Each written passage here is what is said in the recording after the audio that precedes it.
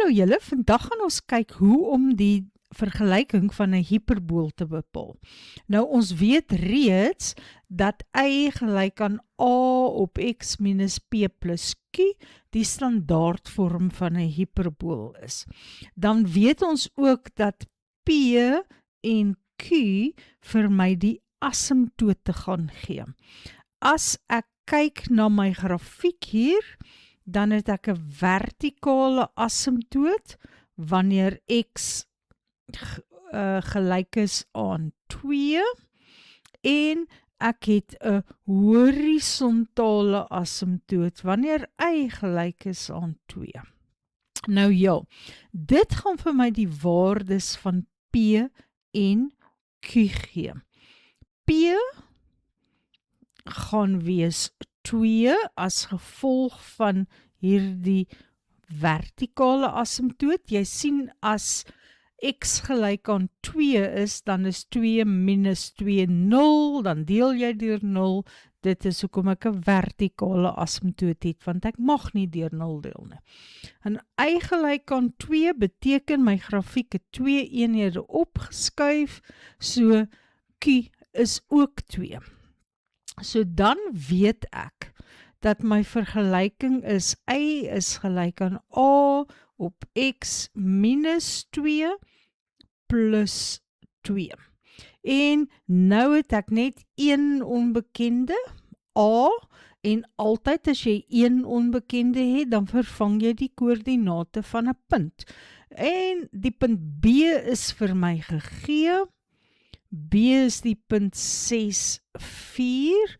Nou onthou, x is die eerste koördinaat en y is die tweede koördinaat. So in plaas van die y gaan ek skryf 4.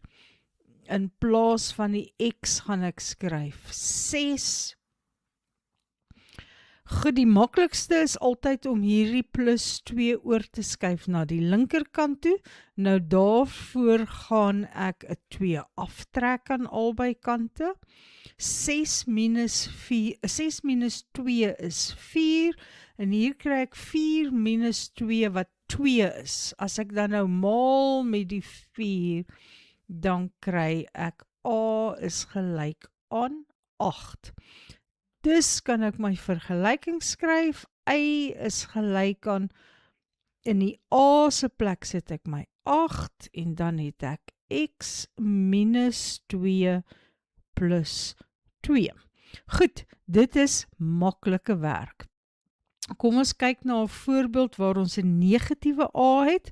Ek weet dat ek 'n negatiewe a het, omdat ek na die vorm van my grafiek kan kyk. Hier tussen die asymptote het ek 'n grafiek in die tweede en in die vierde kwadrant.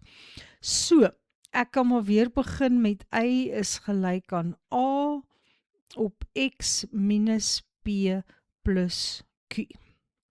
Nou as jy na die grafiek kyk, sien jy die asymptoot is by x is gelyk aan minus 1. Dit beteken die waarde van p gaan minus 1 wees. So, as ek my minus 1 hier in vervang, gaan ek kry a op x plus 1. Goed, ek gaan nou die q gedeelte doen. Ek wil net hê jy moet sien, x plus 1 is 0 wanneer x min 1 is. So x mag nooit min 1 wees nie. Dis waarom ek 'n asymptoot daar het. Die x plus 1 beteken ook my asymptoot het vanaf die y-as links beweeg. Goed, my horisontale asymptoot is normaalweg op die x-as, maar nou gaan dit hier deur die punt min 2. So, dit is die vergelyking, y is gelyk aan min 2, wat beteken my grafiek het 2 eenhede afbeweeg. So, as ek hier kom, dan weet ek nou het ek net een onbekende, dis die a, want x en y is koördinate van punte op die grafiek. En die punt B wat ek het lê op die grafiek. Natuurlik kan ek nie A kies nie, want A is nie op die grafiek nie. A is maar net waar die twee asymptote ontmoet.